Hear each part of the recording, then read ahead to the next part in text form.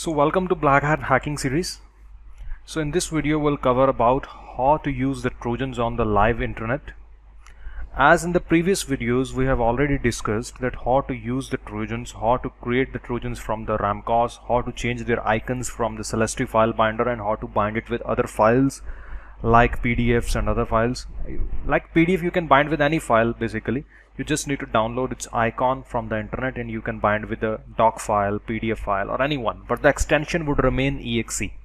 It will look like a doc, it will look like a Excel, it would look like a PDF, but in last it would be exe.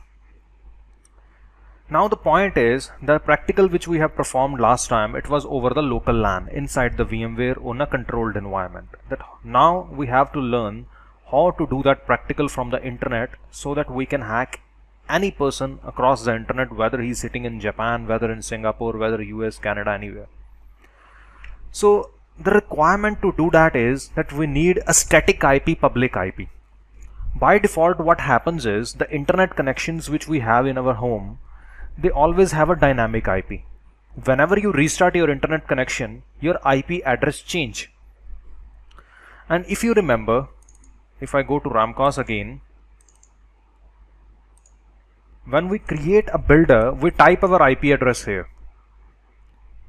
So if your IP will change daily, previously we have typed just our private IP, which doesn't go over the internet. But if you put your public IP here, that automatically change whenever you restart your internet connection.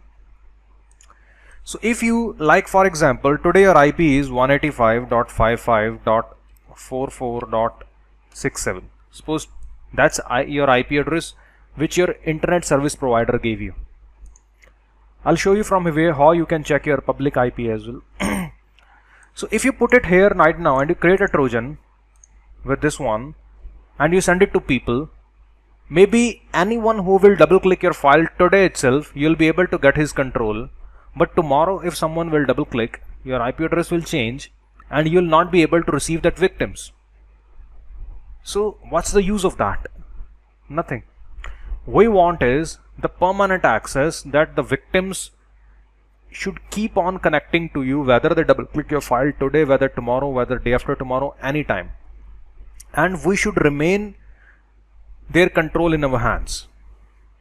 So that thing can only be done if our IP should remain constant. It should not change.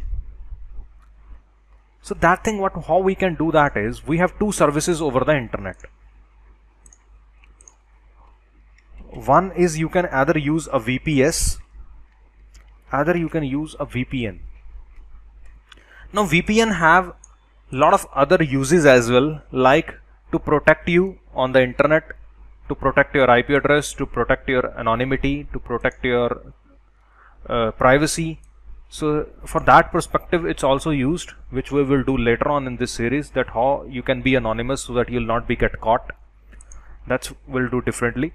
But VPN, there are some VPN companies who also provide you a static IP as well. So VPN is also used for that perspective as well. Let me explain you about these both. VPS is virtual private server and VPN is virtual private network.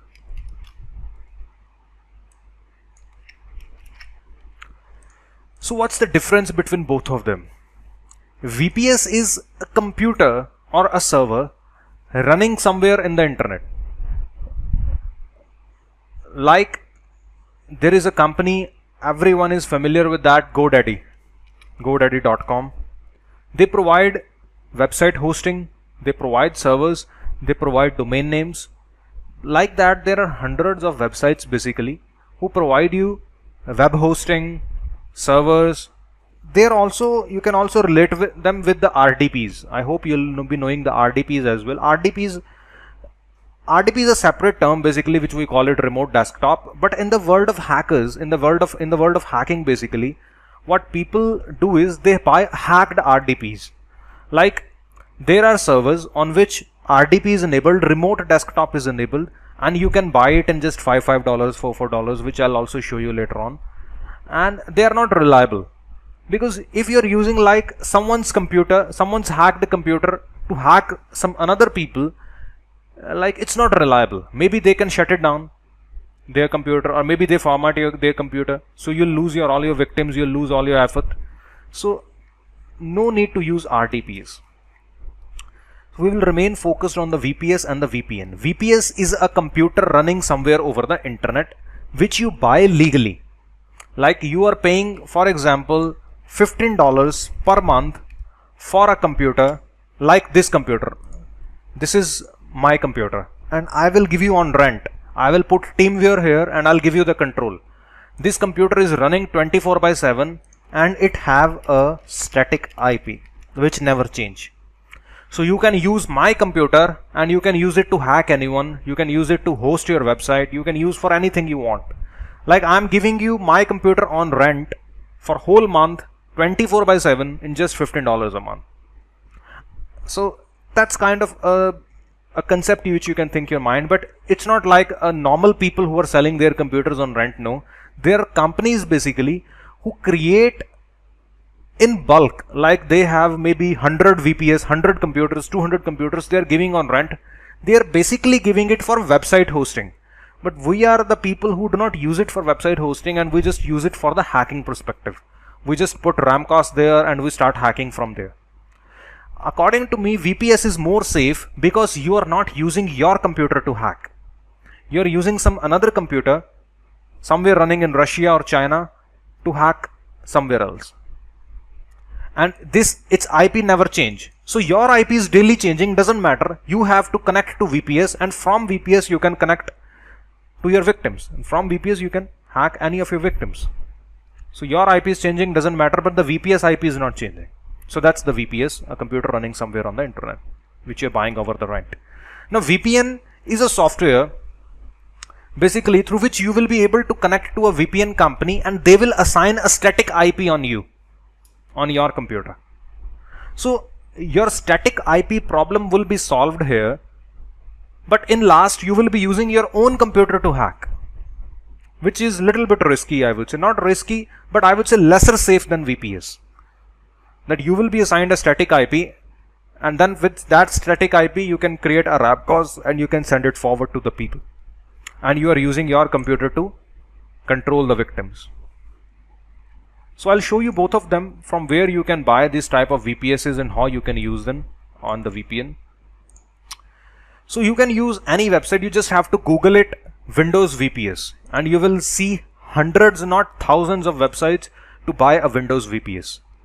But for the hacking perspective, I would say buy Russian VPS, because Russia cyber law is a little bit different and they do not spy on you and they do not give your information to any country like US, Germany or European countries. They never give you your information. So Russian VPS or Russian hosting, Russian things are more better for the hacking because you have less chances that they will give your information to somewhere else, to the US or to FBI or somewhere else. So if you go down to this website, they have plans like you have 1 core of CPU, 256 megabyte of RAM, which is very less. Minimum, I think you should go for 2 GB or 4 GB minimum of RAM, 4 cores or 6 cores of CPU. I think minimum you should go with the master plan or Uber, or you can create your own as well, like 4 cores of CPU, 4 GB of RAM and 40 GB I think of SSD, and that's it. And you can order it. You can pay from Visa and all that, and you just need to go forward, and that's it. This is the VPN and VPN.net. The VPN website, if you see 100% safe, it's saying, and no log VPN. You have to go to order now. This is VPN, and in the first plan they do not give you dedicated IP, so it's none of any use for us. From the second plan they are able to give you the dedicated IP, which starts from $8 per month. So it's more cheap basically, but they are just giving you a static IP, not the whole computer. In the VPS they are giving a whole computer to use even with a static IP. So you are using someone's computer, someone's static IP to hack forward. Here you are using your computer, but someone's given static IP to hack forward. So now I'll show you. I have someone's VPS which is bought on the Profit server. Once you buy it, on your email you'll receive a login panel where you can put a username and the password.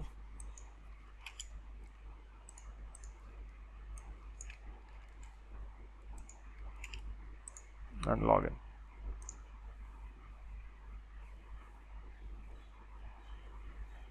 You have to go to management, virtual machines, and you will see your VPS like that.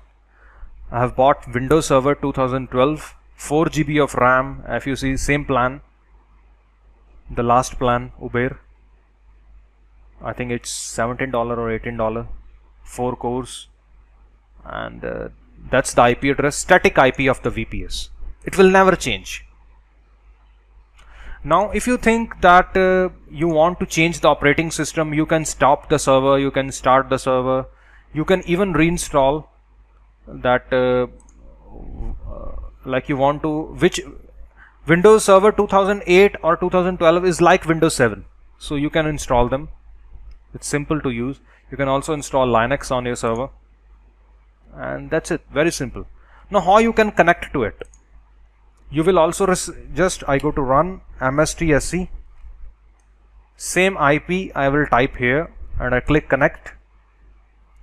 You have to type administrator, and there will be a password given to you.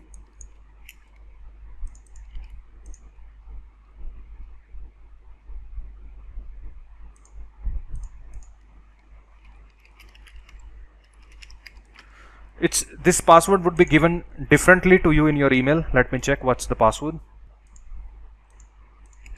I give the password,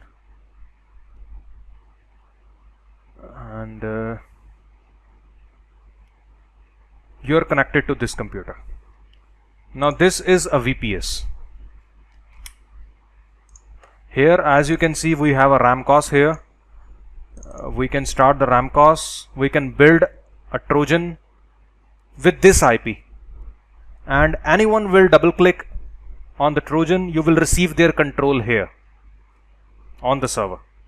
From here you can monitor your victims, hack your victims. So you are using a VPS to hack forward. In the next video I'll show you that how you can create a ramcos files from the VPS and how you can send forward in the anywhere across the world, and you can hack from the VPS as well. So I hope you liked the video, and thank you for watching.